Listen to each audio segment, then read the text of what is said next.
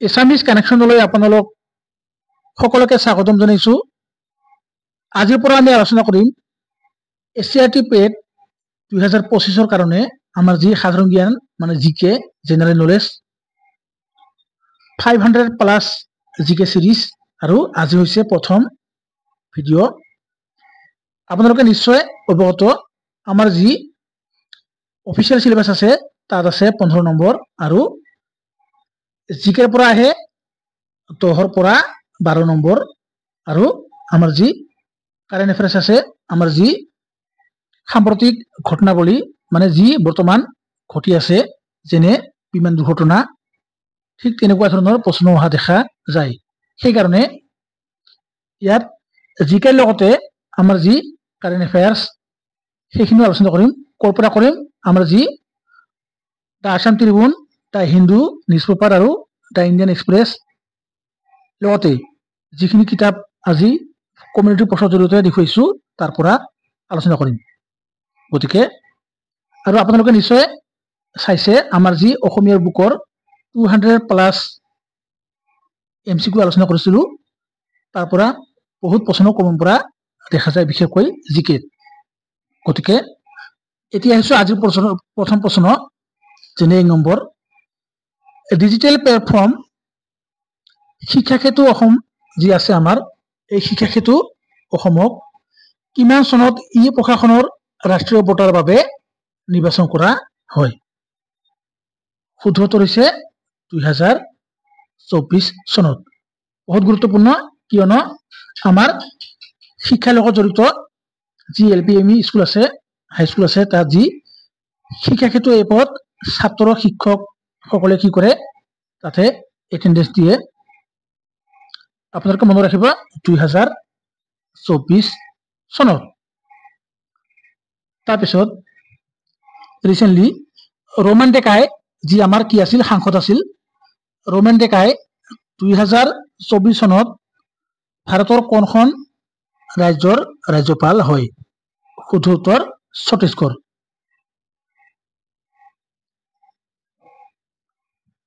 । 2024 চনৰ কিমান তাৰিখে লাচিত দিৱস পালন কৰা হয়? আমাৰ যি বীৰ লাচিত তাৰ স্মৃতিত কি কৰা হৈছে লাচিত দিৱস পালন কৰা হৈছে কিমান তাৰিখে? 24 নৱেম্বৰ। তাৰপিছত 2024 চনৰ জুন মাহত আপোনালোকে মনত ৰাখিব চন ইয়াত কিন্তু দুটা প্ৰশ্ন কি আছে সন্নিৱিষ্ট আছে। 2024 চনৰ জুন মাহত তলৰ কোনখন ৰাষ্ট্ৰীয় উদ্যানত আমাৰ যি ৰাষ্ট্ৰীয় উদ্যান আছে এই ৰাষ্ট্ৰীয় উদ্যানত আন্তঃৰাষ্ট্ৰীয় প্ৰকৃতি সংৰক্ষণ চমুকৈ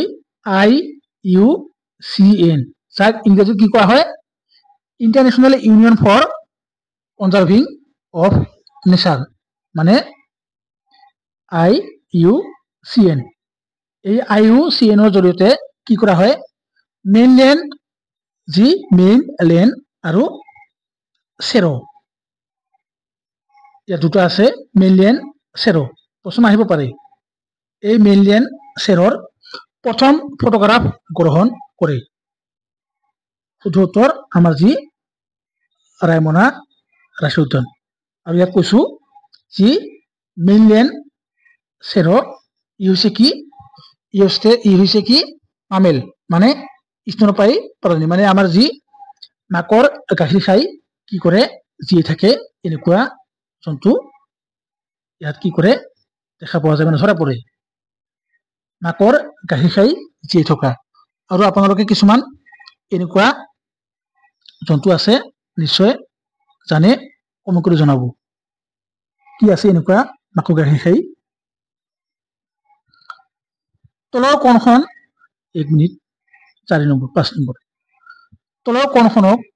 নতুন ৰাষ্ট্ৰীয় উদ্যান হিচাপে অসম চৰকাৰে কি কৰে ঘোষণা কৰে? যি আমাৰ স্বাধীনতা দিৱস আছিল আমাৰ মামাই সেইখনৰ নাম কি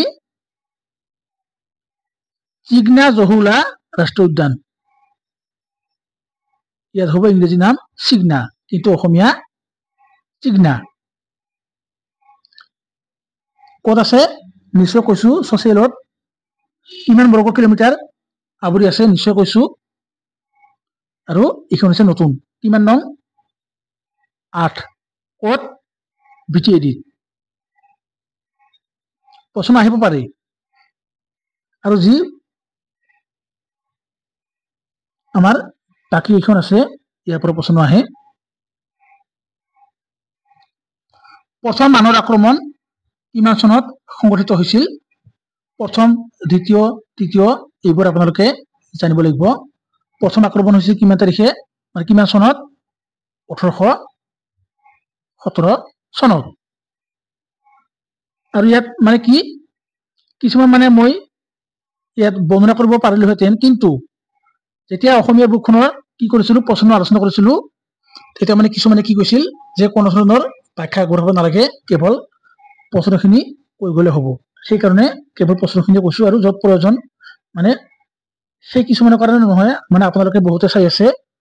য'ত প্ৰয়োজন হয় মানে অতি মানে কি চমুকৈ কৈ যাম কিন্তু কিছুমানে কিবা বেয়া পায় আৰু কেৱল এমচিকিউ লাগে আৰু আজিয়ে মানে কমেন্ট দিছে যে নালাগে 30 মিনিটৰ মানে 3 মিনিটৰ ভিডিঅ' 30 মিনিট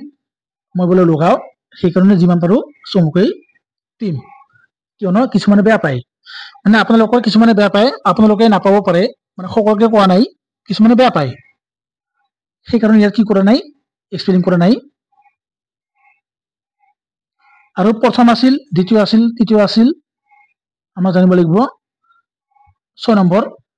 মানুহৰ প্ৰথম আক্ৰমণ কলো তাৰপিছত 7 নম্বৰ মানুহৰ তৃতীয় আক্ৰমণ কিমান চনত সংঘটিত হৈছিল তৃতীয় হৈছে 1819 চনত ইটাখুলিৰ ৰণ কিমান চনত সংঘটিত হৈছিল যি আমাৰ ইটাখুলি নামেৰে ঠাইত ইয়াৰ যি চনকেইটা আছে মানে বহুতবাৰ ইয়াৰ পৰা প্ৰশ্ন আহিছে গতিকে শুদ্ধ উত্তৰ কি শুদ্ধ উত্তৰ হৈছে 1682 চনত ফুলগুৰি ধৰা ইতিমধ্যে আলোচনা কৰিছো কি আছিল 1861 চনত ইয়াৰ দুটা কিন্তু আছে চনো আছে আৰু ঠেও আছে আৰু উত্তৰ আছে গতিকে এটা প্ৰশ্নত দুটা তিনিটা কনসেপ্ট আপোনালোকে পাব ইয়াৰ কি ফুলগুৰি আমাৰ যি ইয়াৰ পৰা প্ৰশ্ন আহে ফুলগুৰি ধৰা আছিল কি ফুলগুৰি ধৰা আছিল প্ৰথম কৃষি বিদ্ৰোহ মানিকচন্দ্ৰ বৰুৱাই 1903 চনত গঠন কৰা অসম এছ'চিয়েশ্যন ইয়াত এছ'চিয়েশ্যন হ'ব একেলগে মানে ফাকত কৈছে মানে ঠাই নাই অসম এছ'চিয়েশ্যন এই অসম এছ'চিয়েশ্যনৰ প্ৰথম অধিৱেশন ক'ত আৰু কিমান চনত কি হৈছিল অনুষ্ঠিত হৈছিল ইয়াত কিন্তু দুটা প্ৰশ্ন সময় আছে মানিকচন্দ্ৰ বৰুৱাই অসম এছ'চিয়েশ্যন কি কৰিছিল গঠন কৰিছিল আৰু প্ৰথম অধিৱেশন ক'ত আৰু কিমান চনত হৈছিল ইয়াৰ শুদ্ধ উত্তৰ হৈছে 1905 চনত আৰু ক'ত ডিব্ৰুগড়ত 1921 চনত জুন মাহত গঠন হোৱা ইয়াত আপোনালোকে চাইছে চন আছে আৰু নামো আছে অসম প্ৰদেশ কংগ্ৰেছ যি আমাৰ কমিটি আমাৰ সদৌ অসম আমাৰ যি অসমৰ কংগ্ৰেছ কমিটি এই কংগ্ৰেছ কমিটিৰ এতিয়া বেলেগ তেতিয়া আছিল স্বাধীনতা মানে আগত আৰু এতিয়া হৈছে আমাৰ স্বাধীনতাৰ পিছত সেইকাৰণে সেই সময়ৰ পৰা মানে তাৰ পৰা প্ৰশ্ন অহা দেখা যায় বৰ্তমান নাহে কিয়নো তেতিয়া মানে স্বাধীনতা সংগ্ৰামত সকলে কি কৰিছিল গুৰুত্বপূৰ্ণ ভূমিকা গ্ৰহণ কৰিছিল সেইকাৰণে তাৰ পৰা প্ৰশ্ন আহে 1921 চনৰ জুন মাহত গঠন হোৱা আমাৰ যি অসম প্ৰদেশ কংগ্ৰেছ কমিটি তাৰ যি সভাপতি আৰু সম্পাদক ইয়াৰ পৰা প্ৰশ্ন অহা দেখা যায় কেৱল ডিএলএড বুলিয়ে নহয় যিমান চৰকাৰী চাকৰি পৰীক্ষা আছে তাত প্ৰশ্ন অহা দেখা যায় গতিকে ইয়াৰ শুদ্ধ উত্তৰ কি ইয়াৰ শুদ্ধ উত্তৰ হৈছে সভাপতি আছিল কুলধৰ চলিহা ইয়াত আৰু দিছো যদি প্ৰশ্ন আহে ইয়াত কি আছে সভাপতি যদি কয় প্ৰথম সম্পাদক কোন আছিল নবীন চন্দ্ৰ বদলৈ ই আছিল কি সম্পাদক আৰু সভাপতি আছিল কোন কুলধৰ চলিহা দুটা মানে এটাৰ লগত এটা দুটা তিনিটা চাৰিটা কনসেপ্ট পাইছি অসমীয়া ভাষা উন্নতি সাধনী সভা অনুষ্ঠানটো কিমান চনত জন্ম হয় ইয়াক চমুকৈ কি কোৱা হয় ও ভা উ খা এটো মানে গোটেই নিদি কেৱল ও ভা উ খা দিব পাৰে গতিকে ইয়াৰ শুদ্ধ উত্তৰ হৈছে কি ইয়াৰ শুদ্ধ উত্তৰ হৈছে 188 মানে জি 1888 1888 চনত 1930 চনৰ যি 12 মাৰ্চ তাৰিখে আমাৰ যি দাণ্ডী যাত্ৰা মহাত্মা গান্ধীৰ জাতিৰ পিতা মহাত্মা গান্ধীৰ কি হৈছিল দাণ্ডী যাত্ৰা দাণ্ডী মাৰ্চ আৰম্ভ হৈছিল তাত আমাৰ অসমৰ কোনজন প্ৰতিনিধিয়ে কি কৰিছিল ৰিপ্ৰেজেন্ট কৰিছিল কোনজন তাকে দুটা নহয় আপোনালোকে কমেন্ট কৰি জনাব লাগিছিল কিন্তু তথাপি উত্তৰটো কৈ দিছো ইয়াৰ শুদ্ধ উত্তৰ হৈছে কি লীলাধৰ বৰুৱা এনেকুৱা ধৰণৰ অপচন দিব বৰুৱা বৰুৱা কিন্তু আপোনালোকে যদি ভালদৰে চাই তেনেহলে উত্তৰ কৰিব পাৰিব তাৰপিছত ভাৰতৰ ৰাষ্ট্ৰীয় সংগীত জনগণ মন যি আমাৰ জনগণ মন মানে গীত ওলাইছিলে কাৰ দ্বাৰা ৰচিত ইয়াত দুটা আছে অপচন 1 2 ইয়াৰ পৰা প্ৰশ্ন আহে ইয়াৰ শুদ্ধ উত্তৰ কি ইয়াৰ শুদ্ধ উত্তৰ হৈছে আমাৰ যি ৰবীন্দ্ৰনাথ ঠাকুৰ ইংৰাজীত কি কোৱা হয় ৰবীন্দ্ৰনাথ টেগৰ আৰু যি আমাৰ ৰাষ্ট্ৰীয় সংগীত এই ৰাষ্ট্ৰীয় সংগীত কি হৈছিল 1950 চনৰ আমাৰ যি 24 জানুৱাৰীত আমাৰ যি ভাৰতীয় সংবিধান সভা এই সংবিধান সভাই কি কৰিছিল এই যি আমাৰ ৰাষ্ট্ৰীয় সংগীত এই ৰাষ্ট্ৰীয় সংগীতক কি কৰিছিল স্বীকৃতি প্ৰদান কৰিছিল তাৰপিছত আৰু আপোনালোকে কমেন্ট কৰি জনাব ৰবীন্দ্ৰনাথ টেগৰে কিমান চনত শান্তিৰ নোবেল বঁটা লাভ কৰিছিল আমাৰ যি এডুকেশ্যন মেজৰ আছে নিশ্চয় এডুকেশ্যন মেজৰখিনি জানে পঢ়িছে সেমিষ্টাৰত 5th চেমত ভাৰতৰ ৰাষ্ট্ৰীয় গীত যি বন্দে মাতৰম কাৰ দ্বাৰা ৰচিত কৈছিলো নহয় দুটা আছে ইয়াত কনসেপ্ট ইয়াত এটা আৰু ইয়াত এটা ইয়াৰ শুদ্ধ উত্তৰ কি ইয়াৰ শুদ্ধ উত্তৰ হৈছে বঙ্কিম চন্দ্ৰ চ্যাটাৰ্জী আমাৰ যি ৰাষ্ট্ৰীয় গীত বন্দে মাতৰম এই বন্দে মাতৰমৰ কি ৰচয়িতা বঙ্কিম চন্দ্ৰ চ্যাটাৰ্জী আৰু কি হৈছিল 1875 চনৰ 7 নৱেম্বৰ তাৰিখে কি কৰিছিল বন্দে মাতৰম যে গীত এই গীতক আমাৰ ভাৰতৰ ৰাষ্ট্ৰীয় গীত হিচাপে কি কৰা হৈছিল আখ্যা দিয়া হৈছিল প্ৰশ্ন আহিব পাৰে ইমান চনত 1875 আৰু 7 নৱেম্বৰ ভাৰতৰ ৰাষ্ট্ৰীয় বৃক্ষ কি মানে ৰাষ্ট্ৰীয় গছ কি ইয়াৰ অসমৰ আহিব অসমৰ কমেন্ট কৰিব আমাৰ যি বট এই বট গছ তাৰপিছত আমাৰ যি ৰাষ্ট্ৰীয় পশু কি ইয়াৰ শুদ্ধ উত্তৰ কি ঢেকীয়া পটিয়া বাঘ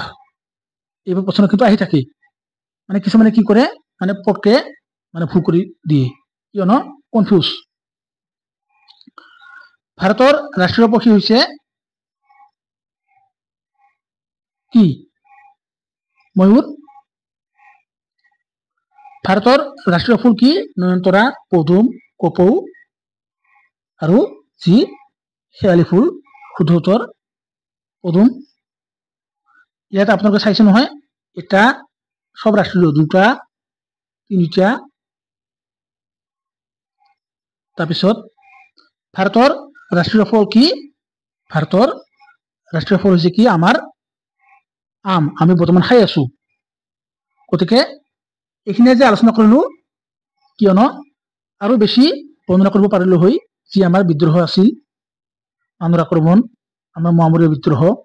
এইবোৰ কিন্তু সেই যে কথা মানে বহুতে বেয়া পায় সেইকাৰণে কি কৰিম কেৱল চমুকৈ প্ৰশ্নখিনিহে কৈ যাম গতিকে শেষত জয় অসম